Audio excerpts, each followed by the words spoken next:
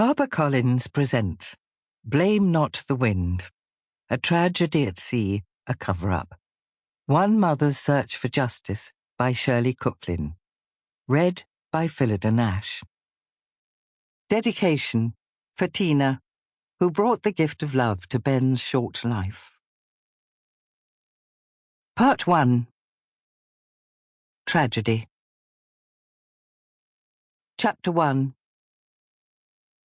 The day before, the 1st of June, 1984.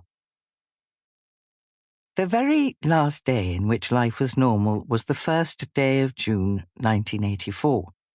I was on a bus going from Camden to the Strand and feeling upbeat. After a lifetime of wrong turnings, things were working out. We all make mistakes, but I had repeated mine. I chose the wrong career and compounded the error by marrying the wrong man. Having aspired to be a writer, instead I went on the stage, and it took me 20 years to change horses. I married for love a man who was looking for a mother. After having 2 children, I divorced him, only to take up prison visiting as a hobby. From frying pan into fire, I then married a man doing life for murder. When it proved a disaster, I was the only one surprised. Forced to seek a divorce, if only for the sake of my 2 teenage children, I had to appear before a judge in chambers, as the marriage had lasted less than 3 years. The judge, who was not the stuffed shirt in wig and gown I had expected, shook his head as if to say, "Whatever possessed you to do something quite so daft?"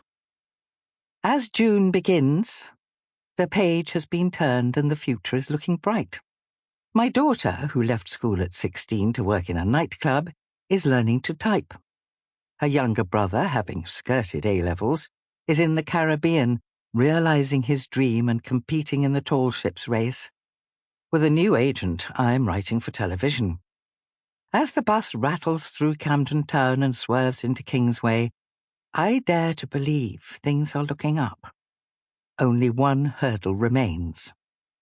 After my disastrous second marriage, the Home Office were tight-lipped and the press rather too interested. For the murderer and I had written a book about our romance, due any day now to be screened at BAFTA. I am not looking forward to the "I told you so's," but otherwise the future looks rosy. Ben phoned last night from Bermuda, saying they had won the trophy and that British Airways were to fly him home, gratis, for a holiday. The kindly judge who granted my divorce would have been pleased.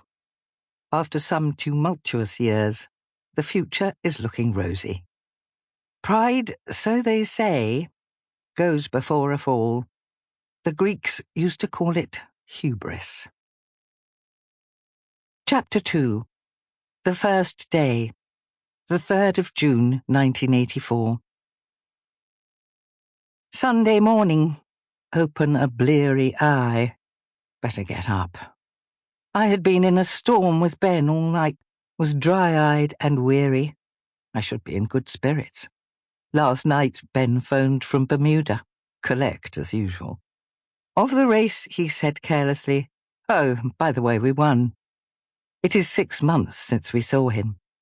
After taking A-levels and deciding he'd failed, all he wanted to do was to get out to the Caribbean for the tall ships race. He had been 8 when I first enrolled him in sailing school, and he had once accused me of ruining his life, that he was not 5. He reads voraciously, mostly Tom Sharp, and is clearly intelligent. I must ring his dad, pass on the news. Though his father loved him, he had not been the father he needed. With that, plus a bossy mother, it had not been easy for him. Sailing helped, giving him plenty of male company. We had always been close, but now he wanted to show me he could stand on his own 2 feet. He is 18 now. Celebrated his last birthday at sea. Last night, in that phone call across the Atlantic, I'd asked, though heaven knows why as we avoid soppy talk, if he still loved me. He had said, "Course I do, and tell the old man I love him too."